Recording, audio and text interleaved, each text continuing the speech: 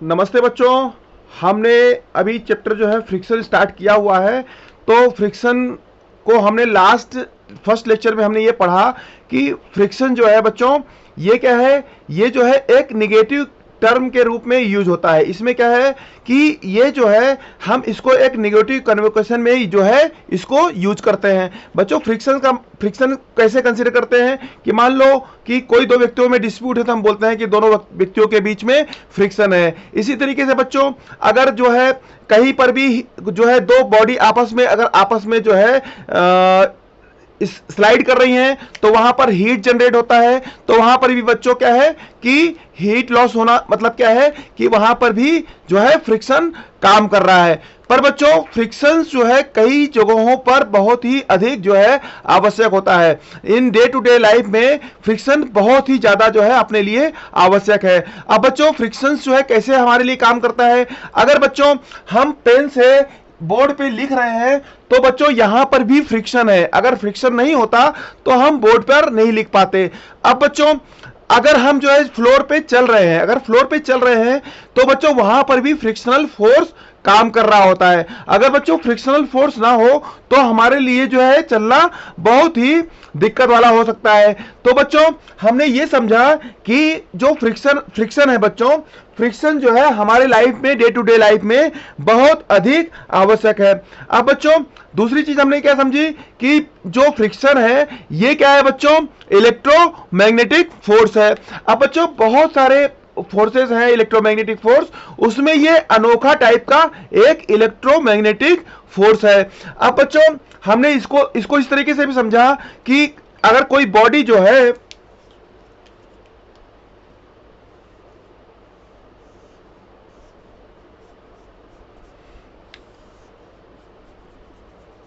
अगर कोई बॉडी बच्चों जो है इसके ऊपर रखी हुई है और इसके ऊपर हमने एफ फोर्स लगाया है तो बच्चों इस बॉडी के ऊपर जो है एक जो है इसके ऊपर एक रेजिस्टेंस फोर्स लगेगा जिसको हम बोलते हैं फ्रिक्शनल फोर्स। और बच्चों frictional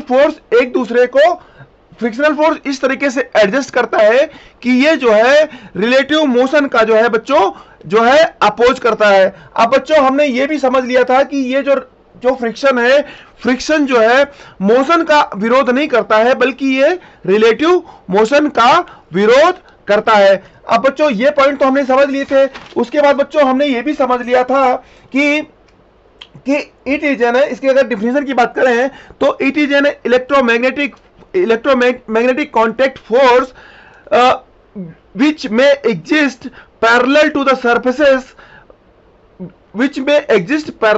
surfaces in order to oppose relative motion between the surfaces। बच्चों हमने इसकी डिफिनेशन पढ़ ली थी। इसकी डिफिनेशन हमने ये पढ़ी थी कि it is an electromagnetic contact force which may exist parallel to the surfaces which in order to oppose relative motion between the surfaces। ये बच्चों हमने डिफिनेशन जो है फ्रिक्शन की पढ़ ली थी। अब बच्चों हमने यहां पे ये भी पढ़ लिया था कि जो फ्रिक्शन का जो है हमको काज यहाँ पे समझना है कि बच्चों फ्रिक्शन के कॉजेस क्या होते हैं। अगर फ्रिक्शन के कॉजेस के बारे में बच्चों बात करें तो यहां पर बच्चों जो है एक ओल्ड थ्योरी है जिसको कि हम आज भी मानते हैं। उसमें बच्चों क्या रहता है कि मान लो कि एक बॉडी है,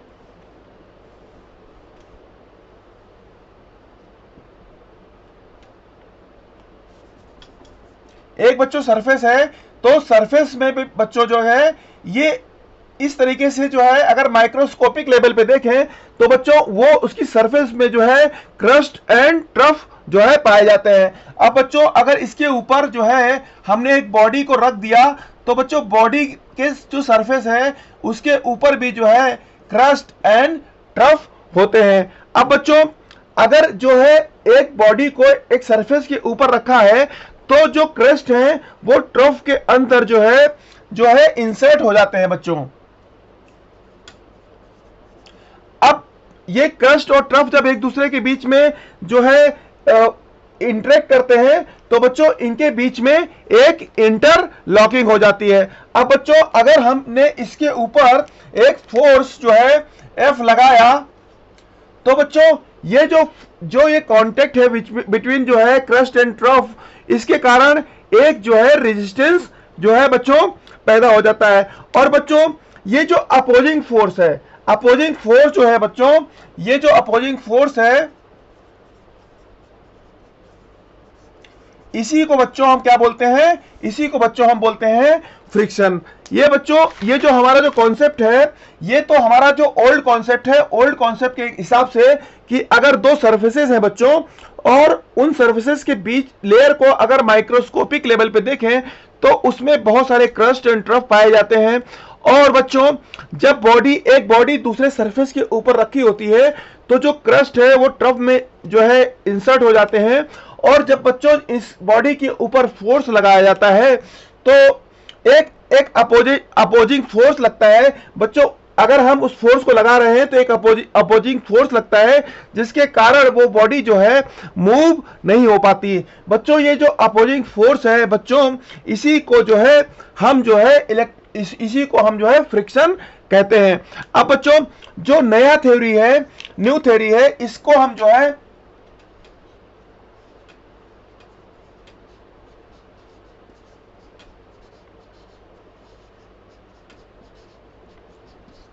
इलेक्ट्रोमैग्नेटिक कॉन्सेप्ट में समझते हैं।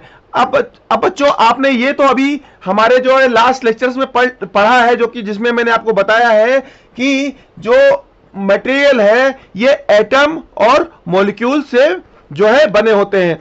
अब बच्चों एटम्स और मॉलिक्यूल से बने होते हैं तो इनके बीच में बच्चों क्या होता है, एक इंटरेक्शन होता है। अब बच्चों आपको हमने ये बताया है कि एक तो आप बॉन्डिंग वाले चैप्टर में जाएंगे जहां पर कि जो है इनके बीच में एक तो आयन डाइपोल इंटरेक्शन होता है, दूसरा डाइपोल डाइपोल इंटरेक्शन होता है, तीसरा बच्चों जो है वीक न्यूक्लियर इंटरेक्शन होता है, चौथा जो है स्ट्रॉन्ग न्यूक्लियर इंटरेक्शन होता है। तो बच्चों ये जो हमने इंटरेक्शन के बारे में पढ़ा है,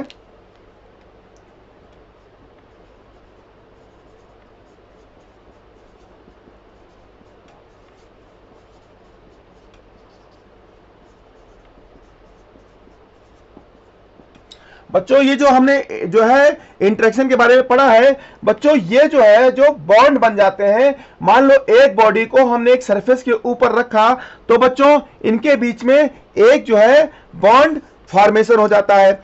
और बच्चों ये जो बॉन्ड फॉर्मेशन होता है, ये जो बॉन्ड फॉर्मेशन है बच्चों,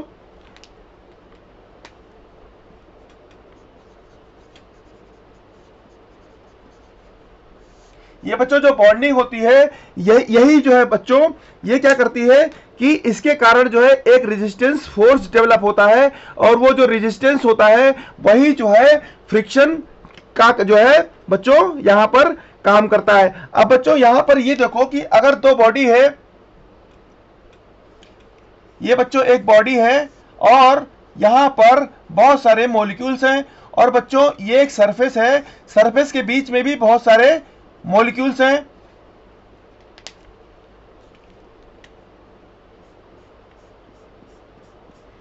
अब बच्चों ये बॉडी है और ये हमारी जो है सरफेसेस है।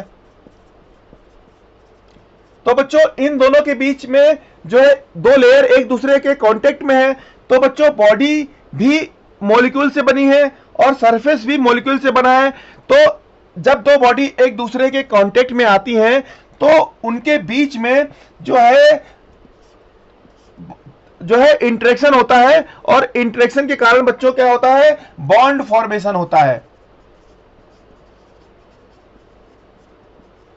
बच्चों क्या है, बॉन्ड फॉर्मेशन होता है और बॉन्ड फॉर्मेशन के कारण जब बॉडी को हम एक दूसरे के ऊपर जो है स्लाइड करते हैं तो ये बॉन्ड को जो है ब्रेक करने में हमको जो है फोर्स लगाना पड़ता है।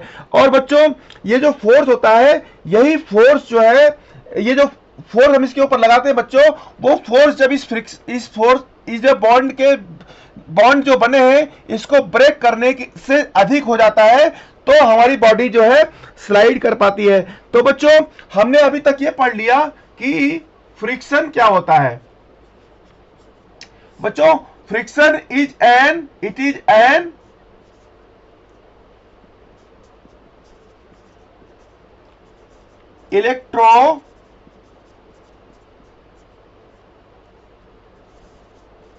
electromagnetic force that may exist parallel to the surfaces in order to oppose relative motion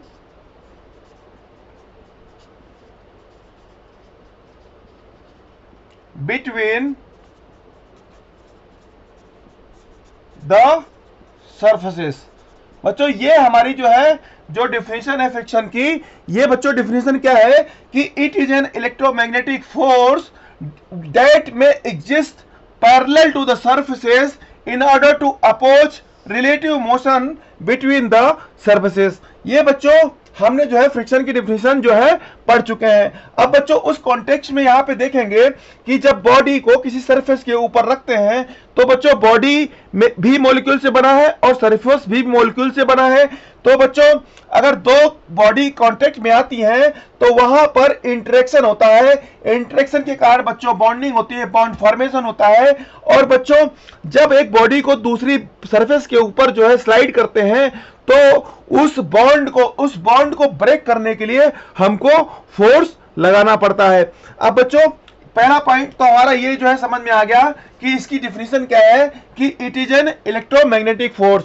बच्चों ओल्ड कॉन्सेप्ट में हमने ये देखा था कि बॉडी को सरफेस के ऊपर रखते हैं तो वहां पर क्रस्ट एंड ट्रफ बनते हैं।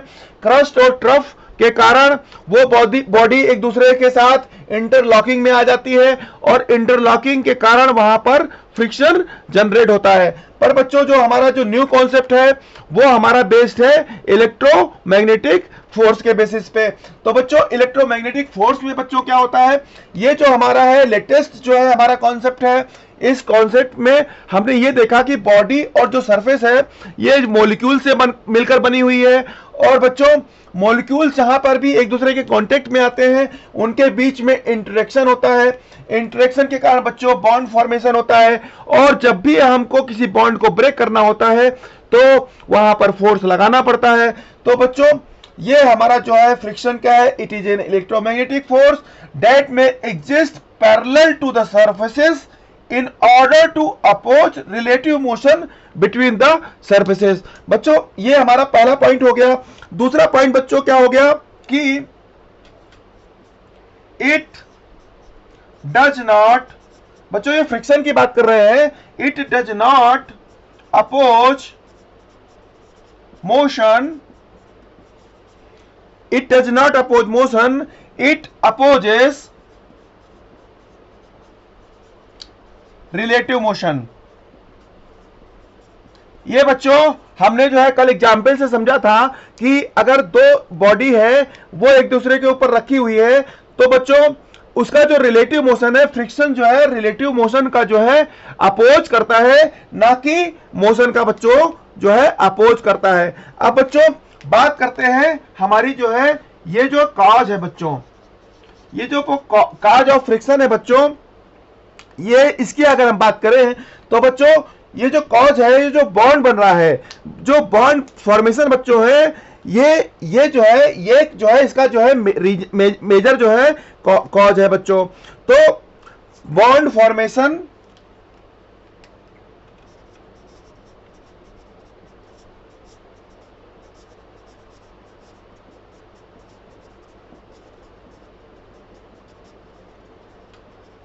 between the molecules of surfaces in contact। ये बच्चों ये जो हमारा जो बॉन्ड फॉर्मेशन है बिटवीन द टू मॉलिक्यूल्स, ये जो है इसके कारण जो है हमारा जो है फ्रिक्शन जो है जनरेट होता है। अब बच्चों अगर हम जो है टाइप ऑफ फ्रिक्शन की बात करें, ये बच्चों हमको समझ में आ गया कि फ्रिक्शन क्या होता है, फ्रिक्शन जो है किस तरीके से काम करता है, ये रिलेटिव मोशन का जो है अपोज करता है। थर्ड बच्चों हमने क्या सीख लिया कि इसका कॉज क्या है। कॉज है बच्चों जो बॉन्ड फॉर्मेशन है, बॉन्ड फॉर्मेशन के कारण जो है बॉडी एक दूसरे के ऊपर स्लाइड नहीं करती है। अब इसको हमको अगर जो है ब्रेक करना है तो हमको फोर्स लगाना पड़ेगा। तो बच्चों हमने फ्रिक्शन को समझा, फ्रिक्शन क्या करता है वो समझा, उसके कारण को हमने बच्चों यहां पर समझ लिया। अब बच्चों हम आगे पढ़ते हैं टाइप्स ऑफ फ्रिक्शन।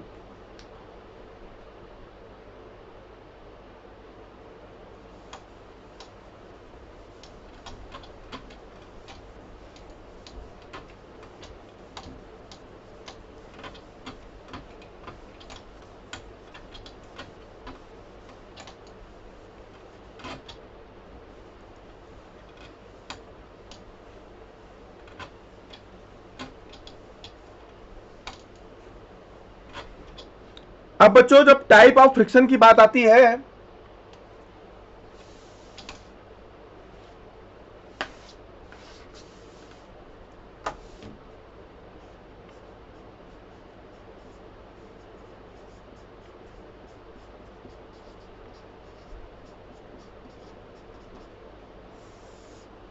तो बच्चों टाइप ऑफ फ्रिक्शन को समझने के लिए हम एक एग्जाम्पल से समझते हैं कि बच्चों जैसे कि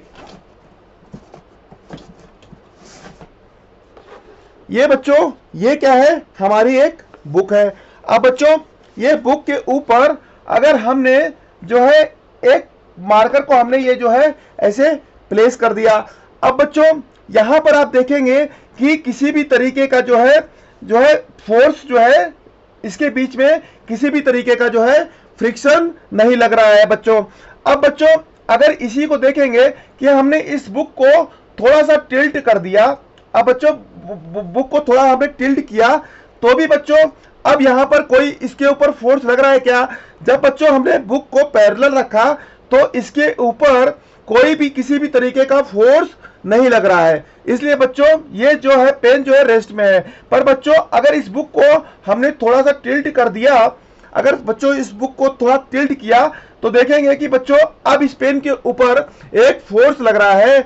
बच्चों वो फोर्स क्या है ये हमने पढ़ा है कि अगर कोई भी बॉडी है और वो जो है नीचे की तरफ उसको कहीं पे रखा हुआ है तो उसके ऊपर एक mg फोर्स लग रहा है।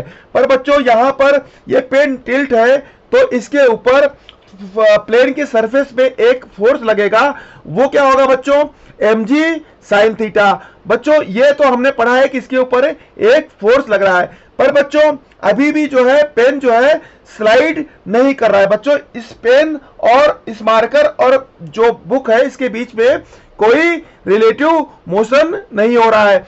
अब बच्चों अगर ये बुक को थोड़ा और हमने टिल्ट किया तो ये पेन जो है बच्चों गिर गया। अब बच्चों इस केस में हमने जब एंगल को बढ़ाया तो पेन मार्कर और बुक के बीच में एक रिलेटिव मोशन होने लगा, और बच्चों जैसे ये रिलेटिव मोशन हुआ तो यहां पर जो है दूसरे तरीके का फ्रिक्शन जो है यहां पर काम करने लगा। अब बच्चों ये जो बुक है, बुक में पहला केस आपने देखा कि हमने बुक को टिल्ट किया तो पेन स्लाइड नहीं किया। बच्चों यहां पर फोर्स लग रहा है पर ये पेन जो है स्लाइड नहीं कर रहा है, तो बच्चों यहां पर एक तरीके का जो फ्रिक्शन है वो पहली तरीके का फ्रिक्शन है। अब बच्चों हमने एंगल को और बढ़ाया तो ये पेन जो है मार्कर जो है स्लाइड कर गया, तो ये बच्चों सेकेंड टाइप का फ्रिक्शन है। और बच्चों अगर पेन को हमने जो है इस तरीके से ना रख करके इस तरीके से रख दिया तो बच्चों ये जरा सा भी हमने इसको टिल्ट किया तो ये जो है स्लाइड कर गया। तो बच्चों यहां पर देखेंगे कि यहां पर 3 टाइप के फ्रिक्शंस निकल के आते हैं। एक तो टाइप का फ्रिक्शन है बच्चों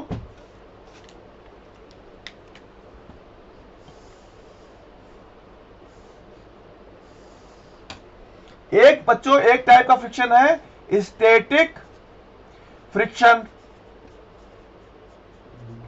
दूसरा बच्चों क्या है? दूसरी तरीके का फ्रिक्शन है काइनेटिक और डायनेमिक फ्रिक्शन।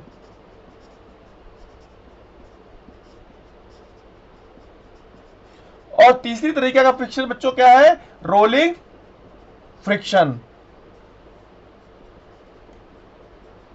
और बच्चों ये जो रोलिंग फ्रिक्शन है इसकी क्वांटिटी बहुत कम होती है, उससे ज्यादा जो है काइनेटिक फ्रिक्शन होती है, उससे ज्यादा बच्चों स्टैटिक फ्रिक्शन होता है बच्चों। अब बच्चों इसकी अगर कैटेगरी की बात करें तो अगर जो है व्हेन नो रिलेटिव मोशन, बच्चों अगर रिलेटिव मोशन नहीं हो रहा है तो बच्चों वो क्या होगा, वो स्टैटिक फ्रिक्शन होगा। अब बच्चों अगर जो है व्हेन रिलेटिव मोशन हो रहा है, व्हेन रिलेटिव मोशन हो रहा है बच्चों, तो वहां पर हम क्या बोलेंगे कि काइनेटिक और डायनेमिक जो है फ्रिक्शन हो रहा है। अब बच्चों अगर जहां पे रोलिंग हो रहा है, व्हेन रोलिंग इज हैपन, वहां पर हम क्या बोलेंगे बच्चों, यहां पर रोलिंग फ्रिक्शन काम कर रहा है। अब बच्चों हमने ये देख लिया कि जो स्टैटिक फ्रिक्शन है, काइनेटिक फ्रिक्शन है, रोलिंग फ्रिक्शन है, तो इसमें रोलिंग फ्रिक्शन जो है सबसे कम है क्वांटिटी में, काइनेटिक फ्रिक्शन और डायनेमिक फ्रिक्शन उससे ज्यादा है, और स्टैटिक फ्रिक्शन बच्चों जो है सबसे जो है ज्यादा होता है। अब बच्चों किसी भी एग्जाम की अगर बात करें तो बच्चों ये जो काइनेटिक फ्रिक्शन है ये तो है बच्चों फार्मूला बेस्ड, पर बच्चों ये जो स्टैटिक फ्रिक्शन है ये कॉन्सेप्ट बेस्ड है। तो एग्जाम पॉइंट ऑफ व्यू से देखें बच्चों तो स्टैटिक फ्रिक्शन के क्वेश्चन बहुत ज्यादा बनते हैं। अगर इन तीनों कॉन्सेप्ट की बात करें तो जो है 90% वेटेज स्टैटिक फ्रिक्शन का रहता है और बाकी का वेटेज हमारा काइनेटिक और रोलिंग फ्रिक्शन का रहता है। उसका रीजन बच्चों क्या है कि ये हमारे फार्मूला बेस्ड हैं, पर जो हमारा स्टैटिक फ्रिक्शन है ये कॉन्सेप्ट बेसिस पे है। अब बच्चों अब ये हमने समझ लिया कि स्टैटिक फ्रिक्शन जो है वहां पे काम करता है जहां पर जो है दो सरफेस के बीच में रिलेटिव मोशन नहीं हो रहा है। तो बच्चों हम अब यहां तक हमने समझ लिया कि फ्रिक्शन क्या होता है, फ्रिक्शन कैसे काम करता है, फ्रिक्शन के कॉजेस क्या होते हैं। और बच्चों हम जो है अब टाइप ऑफ फ्रिक्शन की बात की तो हमने जो है टाइप ऑफ फ्रिक्शन को समझ लिया। अब बच्चों हमारा जो कॉन्सेप्ट है कि स्टैटिक फ्रिक्शन क्या होता है, काइनेटिक फ्रिक्शन क्या होता है, स्टैटिक फ्रिक्शन के टाइप्स कितने होते हैं, इसको बच्चों हम नेक्स्ट लेक्चर में लेक्चर 3 में कंप्लीट करेंगे। तो बच्चों आप इस तरीके से जो है अपनी लर्निंग को जो है बढ़ाते रहिए और इसी तरीके से जो है चीज़ों को सीखते रहिए और अपने मार्क्स को जो है बढ़ाने की जो अपनी जो टारगेट है उसको अचीव करिए। तो बच्चों थैंक यू वेरी मच।